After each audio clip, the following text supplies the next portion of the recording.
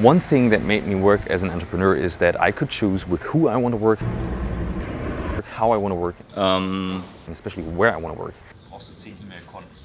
It took until last year that I finally could take my family, fly to Canada, stay there, visit our friends, and not make a 2-week vacation of it, but a 3-month road trip. And the great thing is, my team flourished in that time. They actually grew over 150%.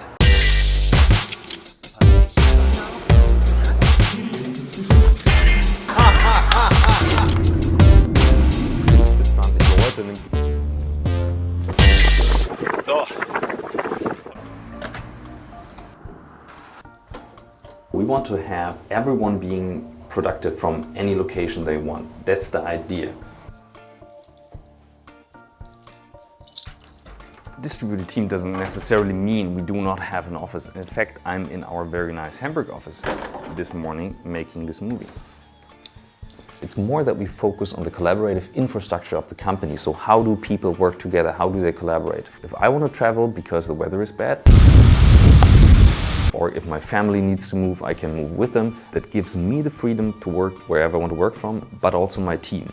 We have 15 people, and there are much bigger examples of companies that run distributed. WordPress, Basecamp, Buffer, Zapier, TopTal. TopTal actually makes 80 million a year with a distributed team. I mean, it works. I see it as a big advantage because we could, for example, recruit anyone from all over the world instead of relying on the local job market. I don't think it's the tools that limit people.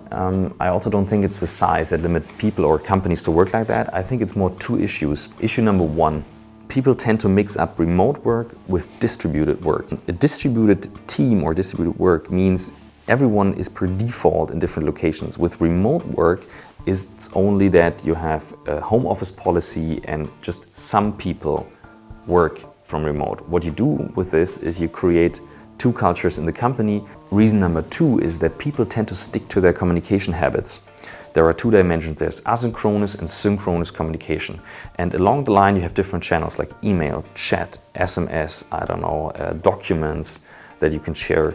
Then it gets more synchronous with telephone, video conferences, and in the end meetings in person. The rule of thumb that we follow is the more emotional a topic is, the more synchronous the channel should be.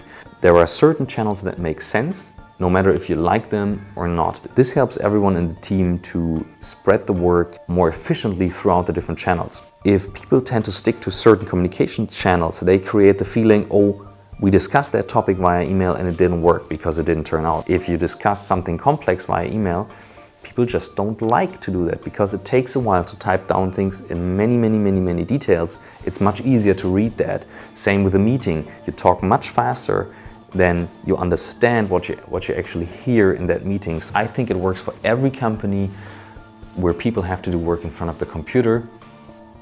And the question remains why I'm the only one in the office today, but that's another story.